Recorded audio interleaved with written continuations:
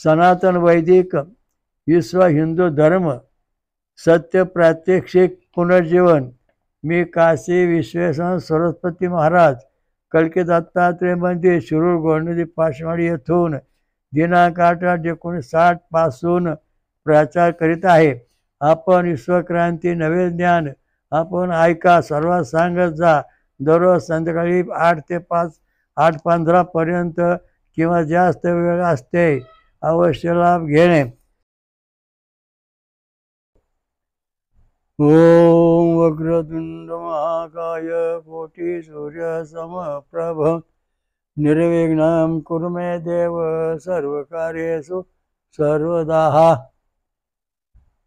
ओम दत्त दत्त राम राम। ओम दत्त दत्त राम राम। ओम शिव शिव शाम शाम। ओम शिव शिव शाम शाम। ओम दत्त दत्त राम राम। ओम दत्त दत्त राम राम। ओम शिव शिव शाम शाम। ओम शिव शिव शाम शाम। आज आपण 23वे प्रवचन सुरू करीत आहोत। प्रवचनाचा विषय आहे नसीब, संचित आणि कर्म प्राप्त बदलणे। आता प्रत्येकजण सांगतो नसीब, संचित आणि कर्म प्राप्त बदलत नाही। जे तुमच्या नशिबात लिहिलेलं आहे तसंच तुमचं होतं, असं तुम्ही राहणार। तुमच्यात काय फरक होणार नाही। ते नशीब, संचित, कर्म कोणी बदलू शकत नाही। तर त्याच्याकरता या ठिकाणी आता आपण थोडं वाचन करू आणि त्या मुख्य विषयाकडे वळू। ओम तोम सूर्यनः भजतव कृत्वा तव भूतिभिम अथनावशसा क्रोधीम। हे सोमा परमेश्वरा, तुझ्या कर्तृत्वाने आणि तुझ्या संरक्षणाने तू आम्हाला सूर्याच्या प्रकाशात नेऊन पोहोचव व त्यानंतर तू आम्हाला अन्न संपन्न कर, धन संपन्न कर। आता या ठिकाणी सूर्याच्या प्रकाशात नेऊन पोहोचव हा शब्द या ठिकाणी आलेला आहे। म्हणजेच माणसाच्या जीवनामध्ये प्रगती करायची। आपल्या जीवनातली प्रगती, नशीब, संचित, कर्म प्राप्त बदलायचं। सोमरसा म्हणजे फळांचा रस, नारळाचं पाणी आणि उसाचा रस, हे जे सोमरसाचा भाग सांगितला आहे, तर तो भाग जो आहे तो भाग आपण प्राशन घेतल्यानंतर किंवा तो देव पेल्यानंतर त्याने सांगितलं की तू आम्हाला सूर्याच्या प्रकाशात नेऊन पोहोचव। आपण सूर्यप्रकाशात आज जात नाही, म्हणजे आपलं नशीब, कर्म प्राप्त जागेवरच आहे। पण जेव्हा आपण सूर्याच्या प्रकाशात जाऊ, सोमरस पिऊन, तेव्हा आपलं नशीब, संचित, कर्म प्राप्त बदलतं असे सांगितलं आहे। तर सोमरस जो आहे त्याच्याबद्दल थोडी माहिती सांगतो। राम प्रभू ज्यावेळेला राम अयोध्येला बसले तेव्हा ते सोमरस पित असत आणि वनवासात असताना सुद्धा ते काय फळं खात असत, त्याचे प्रश्न असे। सीताफळ, नारंगी, द्राक्ष, काकडी, नंतर खरबूज, नंतर कलिंगड, आवळा, नारळ पाणी, उसाचा रस, नंतर काशीफळ, भोपळा, लिंबू, रामकंद, आंबा आणि रामकंद फळ, रामफळ हे जे होते ते रामप्रभू वनवासात असताना त्यांचं नशीब, संचित, कर्म आणि प्राप्त हे म्हणजे पॉझिटिव्हच्या आधी निगेटिव्ह झालं। वनवास आल्यानंतर ते पुन्हा मूळ स्थितीत येण्याकरता रामप्रभू नेहमी नदीच्या कडेला वस्ती करीत असत। पण नदीच्या कडेला असल्यानंतर तिथं खरबूज, कलिंगड, नंतर काकड्या, द्राक्ष, ऊस, आंबा, नारळ, रामफळ, सीताफळ हे असे सगळ्या प्रकारचे झाडं तिथं असत। काशीफळ, भोपळा हे असे सगळ्या प्रकारचे असत। त्यामुळं लक्ष्मण फिरून फिरून ते फळं सगळे गोळा करून आणून आश्रमात ठेवायचे. मग राम सीता ही फळं खायची. कासफळ भोपळाचे भाजी करून खायची, काय भाजून खायचे. तवा बिवा काय नव्हता, तर ती कासफळ भोपळा भाजायचा विष्ट्यावरती आणि त्याच्यातून मग रस काढून किंवा शिजल्यानंतर भाजल्यानंतर तो खायचा. अशा दृष्टीने रामप्रभू निर्णया नदीत राहिले. पंचवटीला राहिले, नाशिकला, शिरोळला रामलिंग म्हणजे शिरूळ घोड नदीकडे राहिले. त्या शिरूळ नदीच्या घोड नदीच्या कडेला नदीमध्ये खरबूज, काकड्या, कलिंगड हे पूर्वी पिकत असत. सीताफळ, रामफळ, आंबा अशी फळं असत. नारळ असत, नंतर आवळा असत, हे सगळे द्राक्ष असत. तर ह्या झाडं पळट्यामध्ये सगळी लिंबू असत. ते सगळे गोळा करून ते वनवासात खात असत. तीच फळं ते रामप्रभू जेव्हा ते आले परत तेव्हा हीच फळं खात होते आणि खाऊन राहिले आहेत. हा सोमरस, त्यांचा जो सोमरस आहे, रामप्रभू सर्वात जास्त आवडणारी वस्तू म्हणजे काकडी. ही काकडी रामप्रभू सर्वात जास्त खायचे आणि त्याच्यावरती हे जीवन जगायचे. तर काकडी ही मानवाला अमृत देणारी आहे आणि ते अमृत प्राप्ती करून देत असल्यामुळे काकडीला फार महत्त्व. कारण ही पाण्यामध्ये, वाळूच्या पाण्यात पूर्वी पिकायची आणि पाण्यामधून घटक जे आहे, अमृतमय घटक पाण्यातला, तो स्वतःच्या शरीरात घ्यायचे. ते काकडीमध्ये आल्यानंतर ते रामप्रभू खायचे, नशीब, संचय आणि कर्म प्राप्त बदलण्याकरता. तर या ठिकाणी आपला मानवामध्ये नशीब, संचित, कर्म, प्राप्त कसं बदलतं? ऋषी, देवता, छंद आणि स्वर भगवान कृष्णाने सांगितलं अर्जुनाला. अर्जुन विचारलं, बा नशीब, संचित, कर्म, प्राप्त आम्हाला आमचं कसं काय बदलणार? साधूच्या संगतीत तरुण उपाय कसं काय होणार? तर कृष्ण भगवंताने सांगितले, वेदा नाम साम योदास्मी विभूती योगा म्हणजे 11वा अध्यात. वेदामधला मी सामवेद आहे. म्हणजे सामवेदात काय आहे? त्याची रचना अशी, ऋषी, देवता, छंद आणि स्वर, आणि मग त्यांच्या खाली त्याचं लिखाण.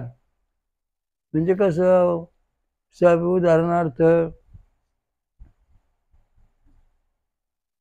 उदाहरणार्थ म्हणजे विश्वामित्र ऋषी, सविता देवता, गायत्री षडजा स्वर, ओम भू ओम भुवा ओम स्वा ओम महा ओम जन ओम तप ओम सत्यम ओम तत्सवितुवरेण्यं भर्गो देवस्य धीमहि धियो यो नः प्रचोदयात्.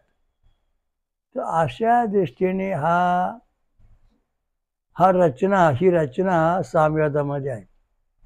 आता तुमची गाडी आहे, तुम्हाला तुम्हाला एक मोठी चांगली गाडी घेतलेली आहे आणि त्या 4 चाकी गाडी घेतली, टॅक्सी किंवा लारी, एस टी कुठले कोणी घेतलेले आहे आणि तिचं एक चाक काढून ठेवले. मग ड्रायव्हर आला, डिझेल आलं, पेट्रोल आलं, सगळं भरून गाडी चालणार आहे का? नाही. आपलं नशीब, संचित, कर्म, प्राप्त जर सरळ होत असेल तर गाडीला 4 चाकं पक्के आहे, ड्रायव्हर चांगला आहे, माणसं आत बसलेले आहेत, तिच्यामध्ये गॅस, पेट्रोल, डिझेल काय लागेल ते भरलेलं आहे आणि गाडी चांगल्या वेगामध्ये पळत सुटलेली आहे. म्हणजे आपलं नशीब, संचित, कर्म वाढलेलं आहे. परंतु त्या गाडीचे एक चाक काढून ठेवले, पुढचं चाक नाहीच ना. तेव्हा गाडीत पेट्रोल आहे, डिझेल आहे, सगळे आहे, ड्रायव्हर आहे, सगळे मदतशीर आहे, परंतु ते गाडी चालतच नाही. खरं का खोटं? खरं. मग आता तुम्ही जो मंत्र म्हणताय कोणता, उदाहरणार्थ आपण राम हे घेऊ, गणपती आतुर्शीष, गणक ऋषी गणपती देवता निचुत्रगाचे छंदा, पुढं गांधार, पुढं षडजा स्वर लिहिल्याने म्हणजे चाक नाही. म्हणजे हा जो पुस्तकात मंत्र दिलेला आहे सगळा, हा गाडीवर जागेवर थांबला, तुमचा विकासच होत नाही कधीच. का? ते 4ही चाक त्याच्यात नाहीत. 4ही गोष्टीच्यात नसल्यामुळे संचित कर्म प्राप्त तुमचं जागेवर थांबलं. तुम्ही जरी धर्मातले किती मोठे पंडित विद्वान असले, धर्मगुरू जरी असले, तरी तुम्ही आतापर्यंत याच्यात काही सुधारणा केलेली नाही. का केली नाही तुम्ही? मागून आणि पुढं चालले, असं नाही चालत. अहो मागच्या गाडीला 4 चाकं होती, आता 1 चाक काढले, 3च झाली, कसं चालले पुढे जाणार आहे ती? नाही चालणार. तर ऋषी देवता छंद आणि सोरी 4 चाकं आहेत. ती भरभक्कम ज्या गाडीला असतील ती गाडी पळणार, ती संचित कर्म प्राप्त बदल. पण एक चाक नाही त्याच्यामध्ये, मग त्यात ऋषी देवता आणि छंद एवढंच आहे, स्वर नाही. गणपती अथर्व शीर्षामध्ये गण गणक ऋषी गणपती देवता निसर्गाची छंद हा एवढंच लिहिले. म्हणजे गाडी तुमची 3 चाकावर आहे, 4थं चाक तिला नाही. म्हणजे गणपती अथर्व शीर्ष जरी तुम्ही वाचलं तरी तुमचं नशीब संचित कर्म प्राप्त अजिबात बदलणार नाही. बदलला म्हणून बदललंच नाही कोणाचं. राम रक्षा घ्या. बोध कौशिक ऋषी श्री सीता रामचंद्र देवता हा अनुष्टोप छंद हा पुढं गांधार स्वर सांगितलं नाही. इथं सुद्धा 3च चाक आहेत. 4थं चाक नसल्यामुळं ह्या राम रक्षाचा समाजावरती काही चांगला परिणाम झाला नाही. त्यामुळे त्याचं नशीब खुटलं. सर्व समाजात सगळे मंत्र असेच आहेत. हे बघा आता बघा, गायत्री छंद सळजा स्वर, उष्णिक चंद्रुषा स्वर, अनुसूत छंद गांधार स्वर हा, ब्रती छंद मांधार स्वर हा, पंचम स्वर हा, छंद दैव स्वर हा, जगछंदिशा स्वर, हे 7 स्वर आहेत. 7 स्वर 7 छंद आहेत. हे जसेचे तसे पाहिजेत, तेव्हा आपल्या जीवनाचा उत्कर्ष होतो, तसं होत नाही. आपण महाभारत अनेक ग्रंथ वाचतो, तर त्या ग्रंथामध्ये हा काही भाग छापायचा राहिला असेल किंवा छापला नसेल, काही कारण असतो, असं याचं उत्तर आहे. धर्मगुरू, पंडित, शास्त्री या सगळ्यांनी याच्यावर विचार करावा. विचार करू नये, हे असं करावं. कारण भगवान कृष्णाने सांगितलंय, वेदा नाम सामवेदास्मी, आणि या सामवेदामध्ये ऋषी देवता छंद आणि स्वराची रचना आहे. त्या पद्धतीने सगळ्या मंत्रांची रचना पाहिजे. म्हणून माझी जी विभूती आहे सामवेद ती 1875 1875 रोजच्या सांगितलं तत्वज्ञान आहे. ते तत्वज्ञान तुम्ही ग्रहण करा, तुमचा विकास करा. मग आता विकास कसा होणार बुवा? आता हा गणपती आहे चतुर्भुज स्वरूपाचा. मग हा गणपतीचं नशीब संचित कर्म कसं बदलत जातं त्याने आता सांगितलं. उदाहरण तुम्हाला सांगतो. गणपती म्हणाले की मी आता विश्वपर्यंत कसा प्रवास करतो त्याचा इतिहास सांगतो. तुम्ही समजा गायची छंद सळजा स्वर म्हणला, म्हणजे गणपती महाराज मूलार्धात चक्रात प्रगट झाले. पुन्हा गणपतीचं गायत्री छंद स्वर जो आहे उष्णिक छंद आणि वृषभ स्वरात 24 आणि 28 अक्षरात आला तुम्ही, मग गणपतीचं ब्रह्मदेव स्वरूपात रूपांतर झालं. इथपर्यंत त्याचं नशीब संचित कर्म पुढं आलेलं आहे. मग पुढं अनुष्टोप छंद आणि गांधार स्वर 32 अक्षराचा मंत्र आपण गणपतीचाच म्हणलो. एक दंताविद हाच मंत्र पुढे व्यवस्थित म्हणत गेलो. ह्याच गणपतीचं पुढं विष्णू स्वरूपामध्ये रूपांतर झालं. म्हणजे त्यांनी इथपर्यंत प्रवास केला. आता पुढं गणपती स्वर पुढं ब्रहती छंद माधना स्वर हा 36 अक्षरात आहे. तोच गणपतीची गायत्री आपण 36 अक्षरात म्हटलं मंत्र, तर गणपतीचं रूपांतर भगवान शंकराच्या स्वरूपात होतं. मग पुढं जर आपण समजा पंक्ती छंद पंचम स्वर हा 40 अक्षराचा ध्वनीचा मंत्र म्हटल्यानंतर गणपतीचं रूपांतर इंद्रदेवामध्ये सूर्यनारायण झालं. मग हाच गणपती पुढे आपण पाहत चाललो. मग गणपती महाराजांचं म्हणणं असे का आता तुम्ही या ठिकाणी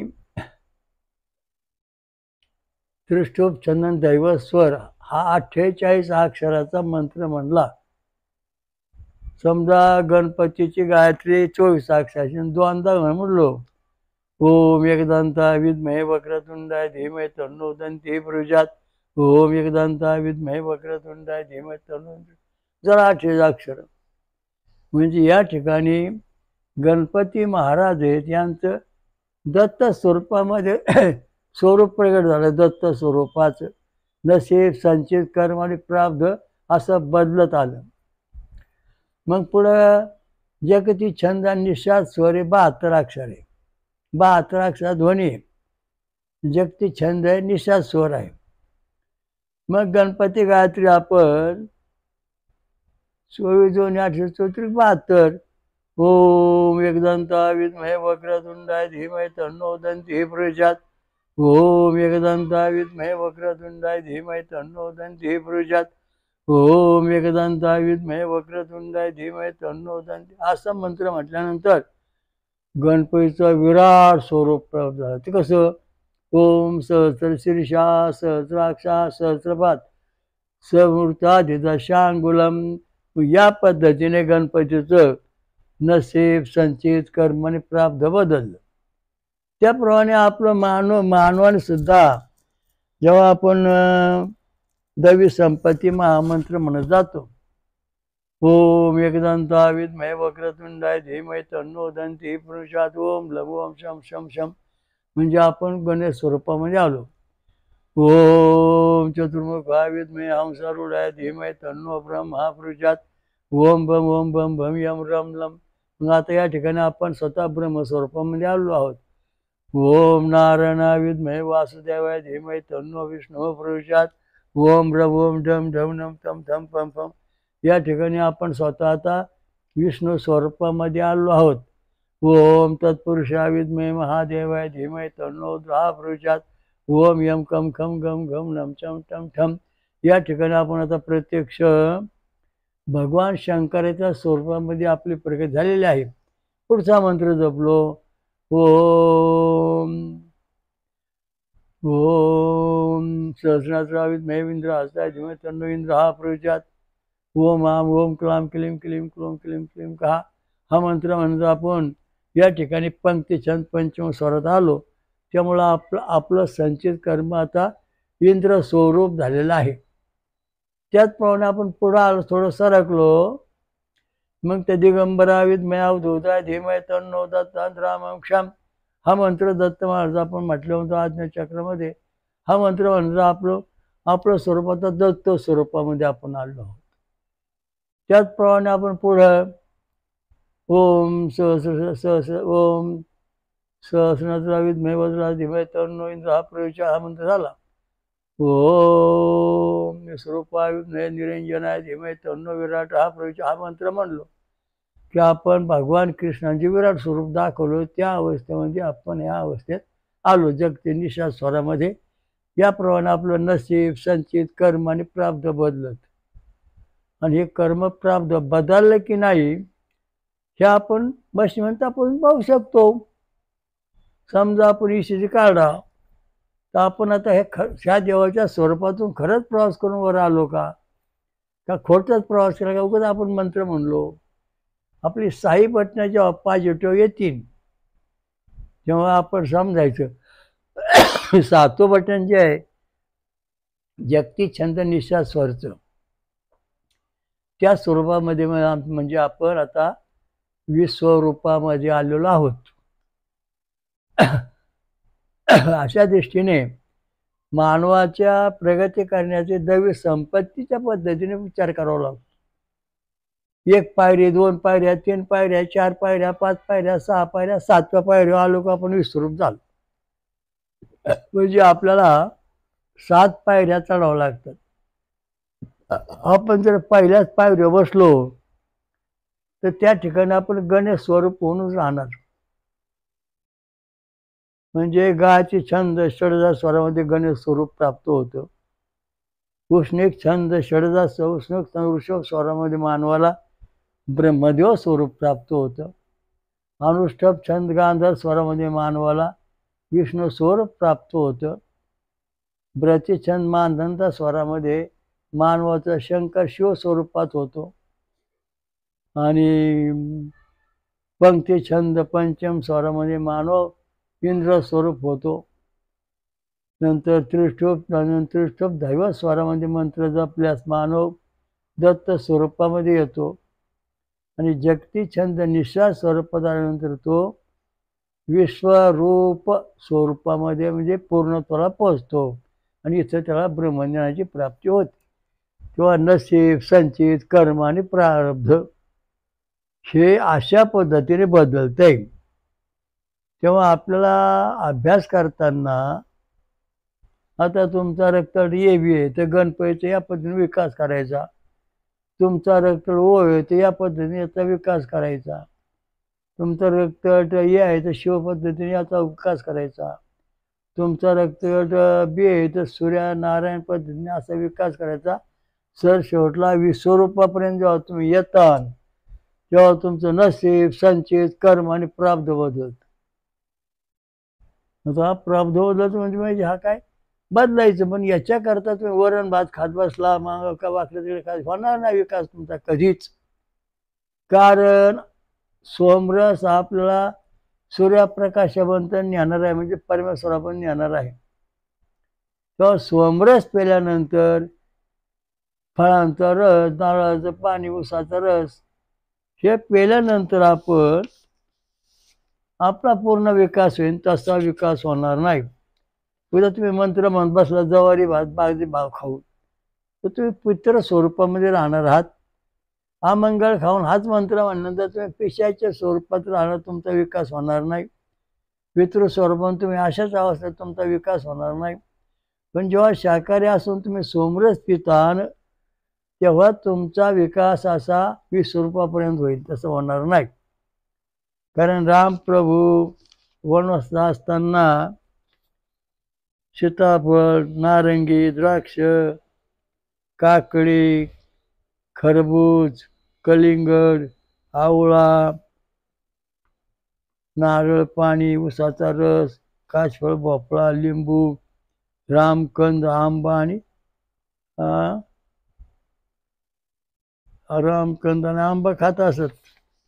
अशा याच्यातून त्यांनी आपला त्या ठिकाणी विकास केला. म्हणजे त्यांनी सुद्धा देव असून सुद्धा त्यांना हे खावं लागलं, फळापासून साधना करावी लागली. तेव्हा तुमचे देव जरी तुमच्या देवात असले त्यांना जर तुम्ही वरण भात रोज दिलं तर ते पितरावस्थेत राहतात. म्हणजे तुमचं नशीब, कंचित, प्रारब्ध समोर वाढू शकत नाही. तेच तुमचे देव घरात असते, तिथं मांसाचे तुकडे अमंगळ जेवण दिलं देवांना तर तुम्ही भूत येऊनच राहणार. तुमचं संचित कर्म इथं बदलणार नाही. पण तुमच्या घरात देवघर आहे तिथं तुम्ही शाकाहारी आणि फळांचा रस दिला देवांना तर तुमचा या ठिकाणी संचित, नशीब आणि कर्म बदलायला सुरुवात होते. जसं जसं आपण वरवर जाऊ, आता मूलाधार चक्रापासून आलो आपण गणेश स्वरूप झालो, मग गणपतीच्या ज्ञान रीती सिद्धी मिळाल्या. उष्णिक छंदाचा मंत्र जपल्यानंतर ब्रह्मदेव ब्रह्मदेव सृष्टी वाचनाचं ज्ञान झालं. नंतर विष्णूचा अनुष्ठुप छंद गांधर्व स्वरूप आपल्या शरीरामध्ये पूर्ण मुरला तर आपल्याला विष्णू स्वरूप प्राप्त होईल. विष्णूची सिद्धी रिद्धी सिद्धी प्राप्त होते. त्याचप्रमाणे आपण शिव स्वरूपात म्हणजे ब्रज छंद मानधन स्वरामध्ये आल्यानंतर आपल्याला ईश्वर प्राप्ती मानधनचा स्वर म्हणजे शिवस्वरूप प्राप्त होऊन त्या शंकराच्या सिद्धी, नंतर 52 पीठ, शक्तिपीठ, 10 विद्या अशा सगळ्या या ठिकाणी प्रकट होतात. त्याचप्रमाणे आपण पंचछंद पंचम स्वरामध्ये आलो, मंत्र जपायला लागलो तर आपलं इंद्र स्वरूप प्राप्त होईल, सूर्यस्वरूप अग्निस्वरूप प्राप्त होईल आणि आपल्याला त्या सिद्धी प्राप्त होतात. म्हणजे आपलं नशीब, संचित कर्म पूर्ण बदललं. आणि पुढं जेव्हा आपण फळं कंदमुळं खाऊ, दूध पिऊ तेव्हा आपण जगते तेव्हा आपण त्रिशूप छंद दैवस्वर म्हणजे मंत्र म्हणू सतत तेव्हा आपण दत्त स्वरूप होऊ, दत्त अवस्था प्राप्त होईल. म्हणजे आपलं नशीब, संचित कर्म प्राप्त अशा पद्धतीने बदलता आलेलं आहे. जर आपण समजा पुढं कंदमुळे फळांचा रस पिऊन राहिलो आणि काही दिवस साधना केली आपण तर आपला विकास जगती छंद आणि निषाद स्वर या पद्धतीत आल्यानंतर आपल्याला स्वरूप प्राप्त होईल, विश्वरूपात दर्शन होईल किंवा आपण ईश्वर स्वरूप होऊ. भगवान कृष्णाने जसं विश्वरूप अर्जुन दाखवलं त्या अवस्थेत येऊ. ओम सहस्र शीर्षा पुरुषा सहस्राक्षा सहस्रपाद सभविष्वतोर्त्या शांगुलम हा मंत्र आपण जपल्यानंतर आपण परिपूर्ण अवस्थेत येऊ. मग आपल्याला एवढा मोठा जपळापळी करायची किंवा कुठं जायची गरज नाही. डायरेक्ट आपण हाच मंत्र म्हणायचा. ओम सहस्र शीर्षा सहस्राक्षा सहस्रपात समूर्त दशांगुलम. हा मंत्र आपण सतत म्हणलो तर आपलं नशीब, संचित, कर्म, प्रारब्ध हे सरळ बदलत जाणार. ओ ऋषी पो मना पांजन्य पुरोहितात महागयम. ब्राह्मण, क्षत्रिय, वैश्य, क्षुद्र, अतिक्षुद्र, जंगली लोक जे आहेत ही लोकांनी हे पण यांना सुद्धा धर्माचा परमेश्वर प्राप्त करण्याचा अधिकार आहे, परंतु यांचं आचरण या चौघापेक्षा श्रेष्ठ पाहिजे. या चौघापेक्षा श्रेष्ठ आचरण पाहिजे म्हणजे फळं खाल्ली पाहिजे, दूध प्यायला पाहिजे. असं साधन जेव्हा आपण करू तेव्हा आपण परमेश्वराच्या जी मूळ स्थिती आहे त्या ठिकाणी आपण पोहोचू शकतो. म्हणजे नशीब, संचित, कर्म, प्राप्त आपण सगळं बदलत जात. हे आपलं रिद्धी सिद्धी शक्त्या सगळ्या आपला गोळा करायच्या एका देवाच्या हातात सत्ता आहे. तो आहे म्हणजे आपला हिंदू धर्माचा देव.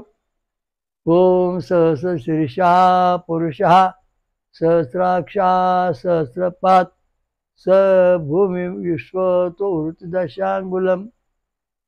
हजारो शिरा आहेत, हजारो डोळे आहेत, हजारो कान, हजारो हातपाय आहेत. असा दृष्टीने जो विराट स्वरूप भगवान परमात्मा आहे त्याची कृपा आपल्या डोक्यामध्ये 36,000 केंद्र आहेत. ती सगळी केंद्र जेव्हा विकसित होतीन तेव्हा आपल्याला ईश्वर दर्शन होईल, तसं होणार नाही.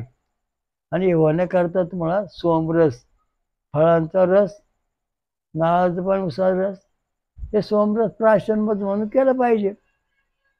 तेव्हा तुमची 100% प्रगती होईल आणि मग अधोगती होणार नाही.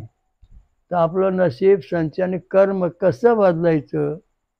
सोमरस पर्यंत आपण सूर्यप्रकाशापर्यंत जाऊन पोचतो. असतो मा सद्गमय तमसो मा ज्योतिर्मय. तर सांगायचा मुद्दा असतं का अंधारातून उजाडात जायचं आणि उजाडातून परमेश्वराकडे जायचं म्हणजे आपलं नशीब, संचित, कर्म बदललं. ठेविले आनंद ते रावीचं नाही चालत. ठेविले आनंद ते क्षणोक्षणी बदल घडे, मग आपली प्रगती होत असे. क्षणोक्षणी आपल्या शरीरात बदलायला पाहिजे म्हणून पूर्ण अभ्यास केला पाहिजे. महादेवी संपत्ती आपला जो मंत्र आहे तुम्ही पूर्णपणे पाठ केल्यानंतर तुमची प्रगती एका तासामध्ये परमेश्वरापर्यंत जाऊन पोहोचून फार वेळ लागणार नाही. 12 वर्ष थांबायची गरज नाही. पण त्याला अट एकच आहे की तुम्हाला फळं खाल्ली पाहिजे, दूध प्यायला पाहिजेत आणि मग तुम्ही मंत्र जपायचा. सकाळी उठल्यानंतर मंत्र जपल्यानंतर किंवा जपण्याच्या पूर्वी 1 तास फळांचा रस प्यायचा, दूध प्यायचं, मंत्र जपायचा किंवा फळ जपून झाल्यानंतर 1 तासाने प्यायचं जपायचं. म्हणजे तुमच्या मेंदूत जे 36,000 केंद्र आहेत सोमरसाने संतृप्त झाल्यानंतर या सगळ्या केंद्रांना डोळे येणार आणि मग आपल्याला स्वतःचं किंवा स्वरूप दिसणार. बोला पुंडलिका हरिओ हरिप्रभा पुंडलिकावर विठ्ठल श्री ज्ञानदेव तुकाराम पंढरीनाथ महाराज की जय. श्री रामलिंग महाराज की जय. हयग्रीव घोर नदी गंगा मैया की जय. ओम सहस्र शीर्षा सहस्राक्षा सहस्रपात स्वमूर्त्या दशांगुलम स्वयंभू विश्वराजा श्री अमृतमंथनेश्वर कलिदत्त महाराज की जय. जगातील व महाराष्ट्रातील 5वे स्वयंभू 5वे शक्तिपीठ निर्माण करणारी महापंचसागरी माता की जय. शनीश्वर महाराज की जय. सर्व देवदेवंत की जय. साधु संतन की जय. गुरुदेव दत्त. हरि ओम तत्सत. ओम शांती शांती.